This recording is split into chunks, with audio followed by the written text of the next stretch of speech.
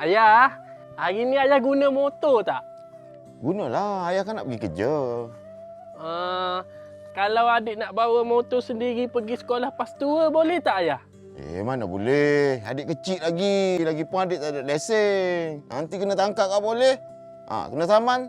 Ayah yang kena bayar. Tapi sekolah pas tua adik tu bukan jalan besar. Jalan kampung je. Mana ada pokleh-pokleh ni? Adik pandai ke bawa motor? Pandailah. Adik kan dah 2-3 kali bawa motor ke hulu ke hilir dengan ayah. 2-3 kali tu adik baru pandai tekan starter. Bukan pandai bawa pun. Alah ayah, bagilah adik bawa motor ke sekolah pas tua sendiri hari ni ayah. Adik nak action depan awet-awet adik dekat sekolah pas tua. Adik ada awet ke? Adalah. Ayah ingat adik tak laku macam ayah ke? Adik ni ramai peminat tau dekat sekolah pas tua. Kalau ayah nak pun adik boleh adjustkan.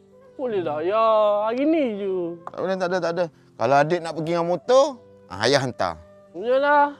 Jom.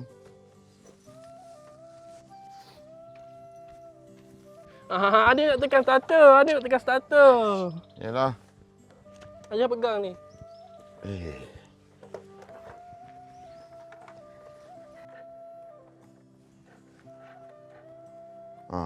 Tengok. Starter dah tak hidup dah. Asyik main tekan starter je.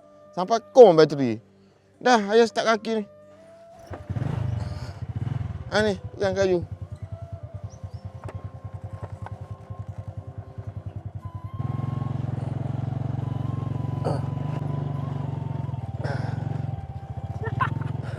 Seronoknya.